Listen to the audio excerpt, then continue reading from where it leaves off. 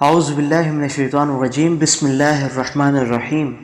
فیضان اولیاء چینل کے معزز خواتین و حضرات، السلام علیکم ورحمۃ اللہ وبرکاتہ۔ امید کرتا ہوں آپ سب خیریت سے ہوں گے۔ ویڈیو شروع کرنے سے پہلے آپ سب حضرات سے گزارش ہے کہ اگر آپ نے ہمارے اس چینل کو سبسکرائب نہیں کیا تو سبسکرائب کر لیجئے تاکہ ہماری ہر آنے والی نئی ویڈیو سب سے پہلے آپ تک پہنچ سکے۔ دوستو، آپ سب کو اور تمام اہل ایمان کو عید الفطر کا چاند بہت بہت مبارک ہو۔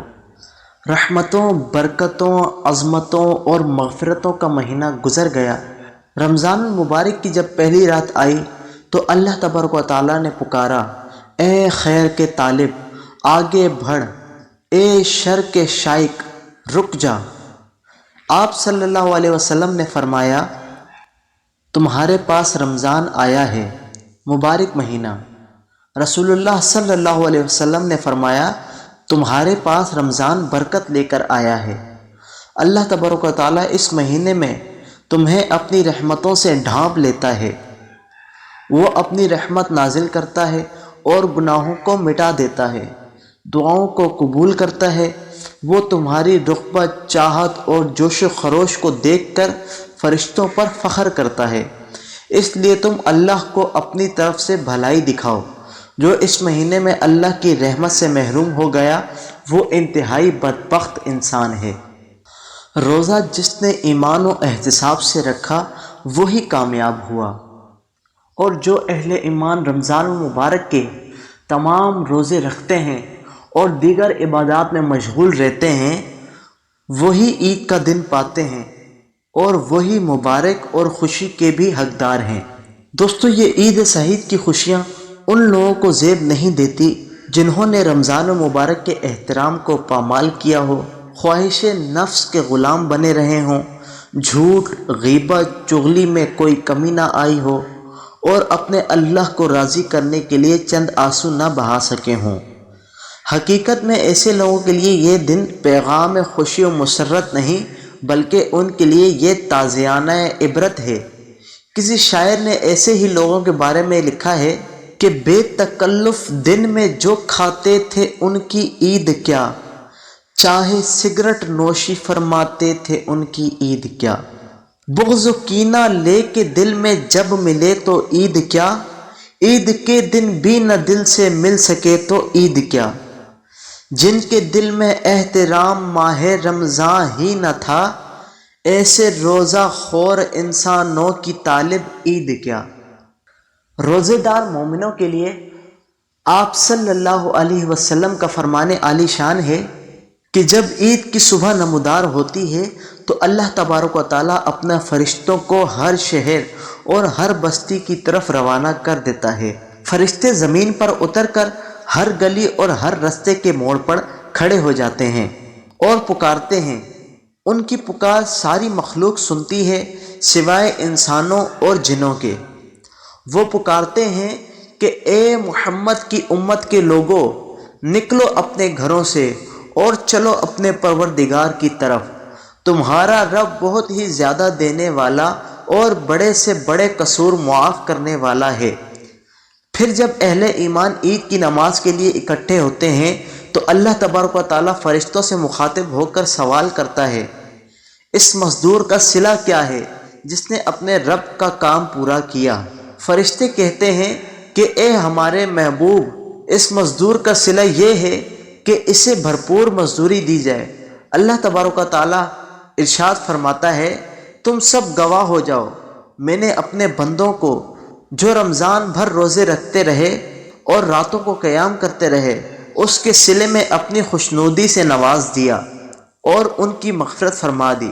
پھر اللہ تبارک و تعالیٰ اپنے بندوں سے کہتا ہے، میرے پیارے بندو، مانگو جو کچھ مانگتے ہو مانگو، مجھے میری عزت کی قسم، مجھے میرے جلال کی قسم، آج عید کے اس اجتماع میں تم اپنی آخرت کے لیے مجھ سے مانگو گے، اس میں بھی تمہاری بھلائی کو پیش نظر رکھوں گا۔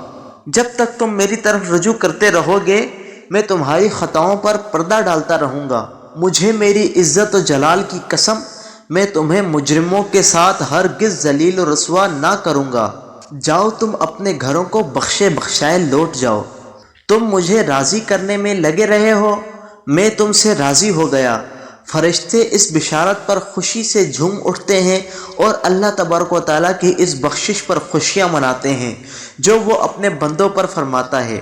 دوستو، یوم عید مبارکباد کا دن بھی ہے اور تعزیت کا بھی۔ مبارکباد اس کے لیے جس سے رمضان خوش رخصت ہوتا ہے، اور افسوس اور تعزیت اس کے لیے جس سے رمضان رخصت ہو گیا اور وہ اس کے ذریعے بخشش سے محروم رہا۔ رسول اللہ صلی اللہ علیہ وسلم نے ایک روز اپنے ممبر کی سیڑھی پر قدم رکھتے ہوئے فرمایا آمین۔ صحابہ کے پوچھنے پر رسول اللہ صلی اللہ علیہ وسلم نے بتایا کہ جبرائیل ارشاد فرما رہے تھے، اللہ تبارک و تعالیٰ اس شخص کو ہلاک کر دے جس نے رمضان المبارک کا مہینہ پایا اور پھر بھی اپنی مغفرت کا سامان نہیں کیا۔ جبرائیل کی اس تنبیہ پر آپ صلی اللہ علیہ وسلم نے کہا آمین۔ دوستو، عید کا چاند نظر آنے سے لے کر عید کی نماز کی ادائیگی تک کثرت سے تکبیریں پڑھنا مسنون ہے۔ صدقہ فطر عید کی نماز کی ادائیگی سے پہلے ادا کر دیا جائے۔ جذبہ شکر گزاری کے ساتھ صدقہ فطر ادا کیا جائے تاکہ خوشی کے اس دن کوئی مسلمان بھائی بہن وسائل کی کمی کی وجہ سے خوشی منانے سے محروم نہ رہے۔ صاحب خانہ اپنے گھر کے تمام افراد کی جانب سے صدقہ فطر ادا کر دیں۔ نماز عید کے لیے جانے سے پہلے کوئی میٹھی چیز کھانا سنت ہے۔ دوستو، آخر میں آپ کو بتاتا چلوں کہ حضرت سیدنا بی بی فاطمہ الزہرا سلام اللہ علیہ نے فرمایا کہ جب بھی آسمان پر عید کا چاند دیکھو تو ہاتھوں کو اٹھا کر ایک مرتبہ سورہ فاتحہ پڑھو اور اس کے بعد درود ابراہیم پڑھ کر اپنی دعا مانگ لیا کرو، کیونکہ جیسے ہی آسمان پہ عید کا چاند ظاہر ہوتا ہے تو تمام فرشتے زمین والوں سے کہتے ہیں کہ تمہارے پروردگار نے تم تک پیغام پہنچوایا ہے کہ مانگو اے میرے بندو، کیا مانگتے ہو مانگو، کیونکہ عید کا چاند آسمان پہ اللہ کی رحمت، برکت، نور اور خوشحالی کی ضمانت لے کر آتا ہے۔ یہ مومنوں کے لیے ایک اعلان ہوتا ہے کہ اس کے پروردگار نے اس کے روزے قبول کر دیے۔ اس لیے جو انسان عید کا چاند دیکھ کر یا عید کی خبر سن کر سورہ فاتحہ پڑھ کر جو دعا مانگتا ہے، اللہ تبارک و تعالیٰ اس کی دعا کو قبول فرماتا ہے۔ ایک مرتبہ پھر آپ تمام کو عید الفطر کا چاند بہت بہت مبارک ہو۔